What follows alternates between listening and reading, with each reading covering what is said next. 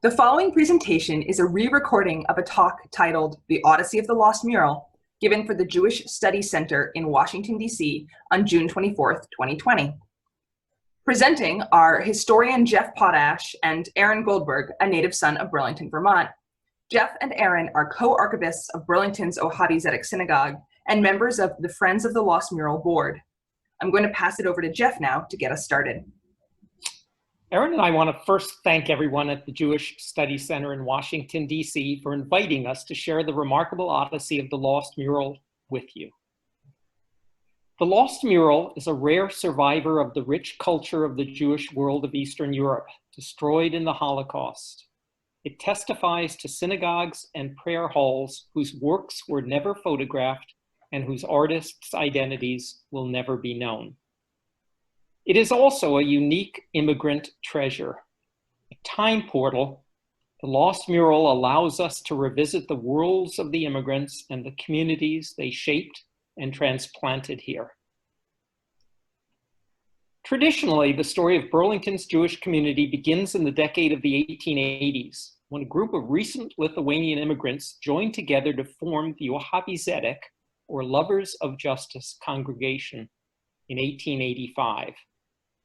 All were peddlers in the area, though Nathan Lamport had already achieved success in the form of a peddler supply shop.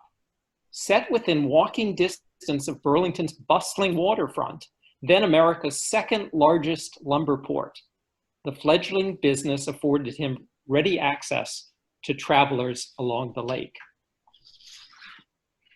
In practicality, the story really begins earlier, in a small rural village outside of Kovno, Lithuania. With few exceptions, the first 100 or so settlers in the 1880s were almost all interrelated residents from a single small shtetl called Cekiske in Yiddish. This included Nathan Lamport's 3 brothers, a sister, and a nephew, Max Rosenberg, who subsequently returned with his grandparents, his father, 5 uncles, and their extended family, totaling 42 members. The geographic character of that village resembled Burlington. Both share a similar climate based on latitude and longitude, and both are surrounded by large rural areas and situated on water. I had an opportunity to revisit my ancestral home in Lithuania in 2007 and discovered that the village still retains a lovely pastoral character. The farmland and animals are similar to the valley and tranquil Winooski River abutting Burlington's Old North End. Even today, the center of Cekiske still retains its old world appearance. The village, consisting of homes and businesses that in shtetl times offered a variety of vital services catering to the needs of an Orthodox Jewish population, including butchers, bakers, and dairymen. And of course, there was a synagogue within walking distance to the homes of people to facilitate regular attendance at daily prayer services. During my visit to Lithuania, I gained entry into the Cekiske Synagogue, where I discovered an empty structure with the exception of a painted synagogue depicting symbols of the 12 tribes of Israel. Though I didn't know it at the time, we have since learned that this ark is the last remaining painted ark in Lithuania, according to Dr. Samuel Gruber of Syracuse University, an expert in worldwide Jewish art and monuments. Sam's expertise, as well as the support for the Lost Mural Project, can be seen on his blog at samuelgruber.com. When the Cekiske immigrants settled in Burlington's North End in the 1880s, we now realize that they were inspired in no small degree by Burlington's rural environs, which bore a remarkable semblance to their former homes. The synagogue they built looked very much like the one they left behind. And in the spirit of the shtetl, all the inhabitants lived within 2 blocks of that synagogue. Our studies tracking immigrants' movements within Burlington has documented that residents of the Jewish community moved closer to the synagogue as their wealth increased. While the Lost Mural was painted in 1910, its story begins in 1889 with a schism that erupted within the fledgling community of perhaps 150 residents in the construction of a second synagogue, Chayatim, translated as Lovers of Man. Built only 4 years after and situated within 100 yards of the original Ohavi synagogue, Chayatim represented a classic East European wooden synagogue with one notable exception. It incorporated a Victorian east-facing extended apse, which, according to Sam Gruber, appears to be a unique feature. The ceiling space above the Holy Ark offered a unique palette for the 1910 mural to be painted by benzine black. As the village grew and evolved, it developed its shtetl character. By 1910, Burlington's Jewish community had grown significantly to an estimated 800 or so residents, now served by 3 synagogues and a new Hebrew school, the Talmud Torah. Beyond its numbers, the small community boasted a diverse array of essential occupations and services needed to sustain their Orthodox lifestyle. In effect, they had transplanted their traditional East European shtetl model to Burlington, Vermont.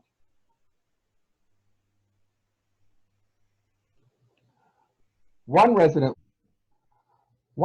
later recalled, "We were a Lithuanian Jewish village that happened to be stranded in Vermont, which was only superficially affected by American ways, that basically lived and maintained for a whole generation its East European Jewish pattern of life." Philip Rubin, quoted in the Jewish Spectator in January of 1949.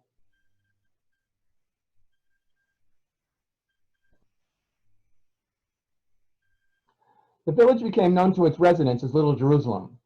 Its story is told in loving detail in Vermont Public Television's award-winning documentary. Jeff and I served as contributing archivists for this wonderful hour-long film, which you can view online at our lostmural.org website. But let's return to the story of the Lost Mural. 1910 is an important year for the Burlington Jewish community. A third synagogue was formed by the most recent arrivals, comprised of German Jews and named the Haveth Gerim, lovers of strangers. Though the 3 Orthodox synagogues were effectively in competition with one another, they all agreed to build a single Talmud Torah, consisting of 2 floors of Hebrew school classrooms and a social hall on the 3rd floor that served the shared needs of the entire and flourishing Jewish community. With Burlington's Jewish community growing and prospering, efforts were made to undertake renovations on Burlington synagogues. In 1910, both synagogues, Ohavi Zedek and Chayatim, underwent renovation and refreshing. At Ohavi Zedek, that work included the addition of a new copper ark surrounding and covering the wooden ark undertaken by a congregant who was a tinsmith. Samuel Gruber has opined that this copper ark is a one of a kind. In an effort to refresh their building, Chayatim decided to add a mural on the ceiling space above the ark to supplement the painted art and prayers around the ark and on the building's walls, and to paint the entire synagogue ceiling a sky blue with open-air effects. We only have this single black and white photo detailing the artist's work. Notice, above and below the ark, the Ma Tovu prayer was painted. "How goodly are thy tents, O Jacob," a reference to the artist's painted tent image. Also notice, immediately above the ark and under the painted Decalogue, the text of the Kimitzion Tetzei Torah prayer. "For out of Zion shall go forth the Torah and the word of the Lord from Jerusalem." Perhaps this is a reference to the journey of the 19th century immigrants from Lithuania to Vermont. The artist Chayatim Synagogue congregation chose was Ben Zion Black, a 24-year-old immigrant from Lithuania. Black was a professionally trained artist, as well as an established theatrical producer from Kovno, 29 miles from Cekiske. He came to Burlington following his love interest, Rachel Sager, who he fell in love with in Lithuania while casting her in a play. Notwithstanding the family's apparent dislike of the rakish character, Rachel and Black were married in 1912. Tradition says that Black painted the mural in 6 months, painted directly onto the pre-existing plaster walls and ceiling using an oil-based paint. For painting the front mural, the prayer walls, and the ceiling, he was paid the handsome sum of $200, equivalent to about $5,400 today. A lifelong resident of Burlington until his death in 1972, Black earned his living as a sign painter, specializing in gold leaf. Many of his commercial designs and logos are still visible in Burlington today. Knowing the identity of a synagogue mural painter is very rare, but we know even more about Black himself. He was not an active synagogue goer, but rather his passion in Judaism was largely secular and culturally rooted, and his life was spent in working to preserve Yiddish, the language of the Jewish people. He established both the Jewish Cultural Society and the Yiddish Culture Society in Burlington. He also regularly sponsored Yiddish actors from New York City and Montreal to perform Yiddish music and plays in Burlington. And he himself produced Yiddish plays and concerts with local community talent, while also writing, acting, directing, and singing. Black wrote hundreds of Yiddish poems, some of which we have in our collection at Ohavi Zedek, along with his original Yiddish typewriter. A book collector, when Black died, his Yiddish library of thousands of books was donated by his daughters to a Montreal library. In 1939, Chayotim Synagogue closed and reunited with Ohavi Zedek. Subsequently, the building was sold and converted into business space, most notably Harry Wheel's Carpet Gallery. Wheel stripped the building of everything other than the Lost Mural, which we only recently learned from his son-in-law spoke to the piously Catholic Wheel. In 1986, when the building was sold and plans were made to convert it into an apartment building, Aaron arranged with Black's family to have professional pictures taken of the mural for archival purposes. In addition, a false wall was constructed in front of the mural to allow the future possibility that the mural might survive and later be saved. In 2012, new owners Stephen and Adam Offenhartz offered us an opportunity to cut out a small part of the false east wall of the second floor apartment and examine a portion of the hidden mural. Lights were used to assess the lost mural's condition after 26 years. Academic research undertaken in the 1990s and early 2000s highlighted the almost total destruction of wooden painted synagogues and the accompanying genre of Jewish mural and prayer wall painting. We were instructed by several museum and historical experts to save this remaining original work as a remnant and historical piece of our Jewish heritage. The Offenhartz brothers offered or donated the mural to us in memory of their father, Michael. With that, we began the task of assessing the cost of stabilizing and moving the mural and developing a fundraising plan. With initial funds, we completed opening the entire apartment wall. Damage was clearly visible, the result of insulation having been placed too close to the mural surface. Roughly 10 to 15% of the original paint had flaked off. Still, the rich colors captured in the 1986 archival pictures were still visible. In 2014, we had sufficient funds with which to hire Constance Silver, conservator specializing in art restoration, to begin work stabilizing the mural in anticipation of a future move. Richard Kirshner, then chief conservator of the Shelburne Museum, served as our coordinating conservator for the project. He oversaw Connie's work, and he describes in detail the conservational techniques he and Connie used in preserving the mural in a 2001 presentation at the Jewish Study Center. To that end, we will be somewhat brief regarding the conservation and treatment process. As you see in this slide, Connie Silver had to readhere about 95% of the paint which had separated from the plaster. The process involved using glue and using pieces of mylar, pressing it up against the wooden slat boards, which flex like piano keys with the heat and cold. While attaching the paint to the plaster, Connie Silver began analyzing the paint itself to assess whether any portion of the original mural had subsequently been modified. She reached out to Susan Buck, a paint and finishes conservation analyst. Buck's paint sample analysis confirmed that multiple layers of varnish, covering accumulations of soot and grime that had built up over the years as a result of coal burning heat and smoking, had in fact altered the original colors. While Connie's cleaning was incomplete in 2014, the result was quite unexpected. The dull green interior drapes, shown in the 1986 picture on top, had with the initial cleaning reemerged as a royal blue. So too, purples, pistachios, and crimson red colors were also newly exposed. We were all dancing on the tables, we were so excited.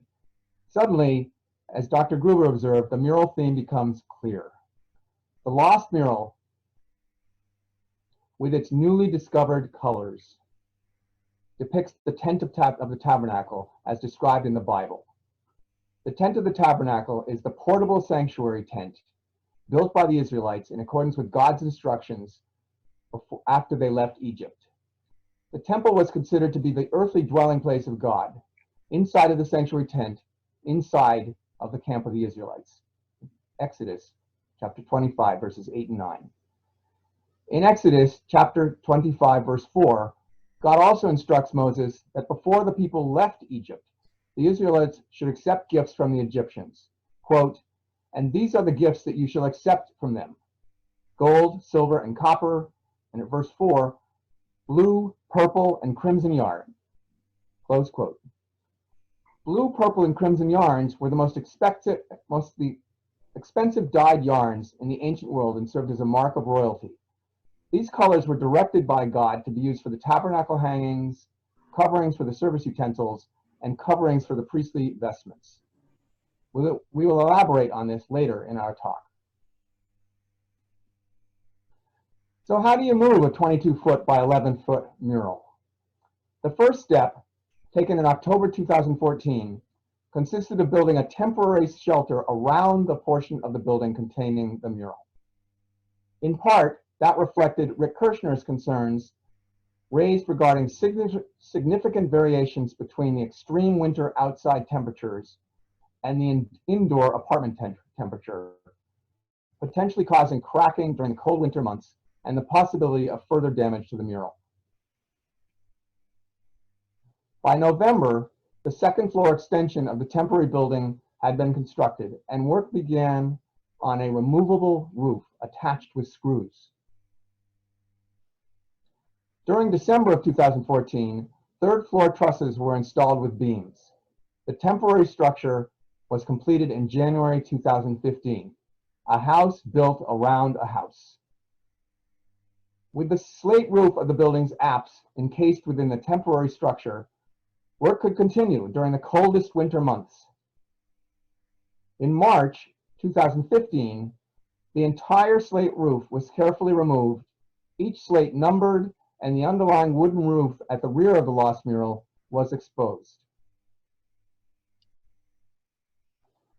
April 2015 was a busy month. First, a renowned conservator, Norman Weiss, and his assistant from Columbia University was brought in to apply a special consolidant to the rear of the mural to strengthen the lath slats behind the plaster. Extra framing was also installed. Further plywood support was applied to the rear of the mural to increase the stiffness of the mural, and the measurements were taken to prepare for the construction of a unique multi-purpose steel frame, the design shown here. By the end of April 2015, the Lost Mural is framed in steel with all steel beams welded into place and with additional welded pieces applied at all joints. The steel and wooden frame is designed so that the mural will move less than 1/100th of an inch during the entire moving process. The wooden glass slats located behind the mural are less than 1/4 of an inch wide, and the painted plaster attached to the lath is less than 1/2 inch wide. To add needed support, the mural was wrapped in layers from the front and back. The actual mural is here within the wrapped black layer shown on top of the white air cushion. Additional supportive layers, which are installed in the front of the mural, include silk, a web material, a waxy layer, air cushions, wood, and tension rods. Now the fun begins, as the lengthy plans prepared by the architects, engineers, contractors, steelworkers, carpenters, painters, and crane operators began to unfold. At Ohavi Zedek Synagogue, work was undertaken to construct suspended iron beams in the ceiling to hold the mural aloft. To accommodate the move, the entire front entryway was removed and a wooden landing pad installed. The entry lights and windows will subsequently be replaced with special UV glass, lighting, and shades. May 6th, 2015, moving day. Early in the morning, the contractors unscrewed the temporary roof and a 50-ton crane carefully lifted and deposited it onto a large roller at street level, where it was then rolled away from the building. Remember, the temporary portable roof then had to be put back on top of the building immediately after the Lost Mural was removed from it. Next, crews inside the second floor of the temporary shelter worked with the riggers to connect the crane cables and belts through the carefully designed fitted holes of the steel mural that would secure the Lost Mural when it was lifted and moved. With bated breath, we watched as the 7,500-pound mural within its protective steel case was lifted out of the building and deposited onto a flatbed truck. Only after we finally exhaled with deep relief did we realize that the plan architect Marcel Boden had envisioned and devised 29 years earlier, in 1986, had actually happened. Once secured with straps, the mural began its 3/10 of a mile journey to its new home, passing by the original Ohavi Zedek Synagogue in the process. When the mural arrived at its new home, it was transported along a temporary gravel road to a position adjacent to the landing pad constructed earlier at the front of the synagogue entryway. Once again, the 50-ton crane carefully lifts the mural, this time from the bed of the truck, and delivers it onto the landing pad. Then, wheels were attached to the pre-drilled steel frame to accommodate the final 50-foot move. With literally tenths of an inch clearance, the mural was pushed by hand across the landing pad and into the synagogue lobby. The following week, the steel and wooden stabilizing flooring was removed. The now 6,500-pound Lost Mural was then pulled by hydraulic lifts and pulleys up to 11 feet, its original height in its former home, and it was then attached to the 5 suspension rods extending from the steel frame into the specially installed I-beams. Here you see the mural today. So what do the mural's symbols and colors mean? The symbol of the mural incorporates primary symbols of Judaism.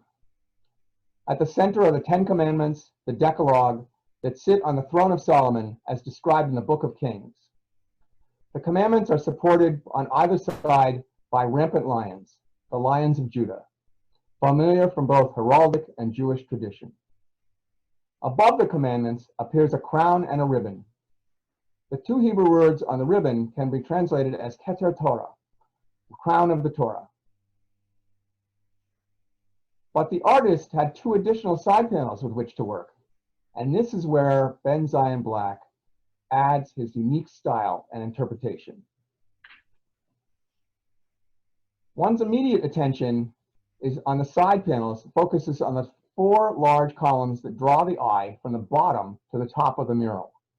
The use of 4 columns, Dr. Gruber has observed, references the original temple in Jerusalem.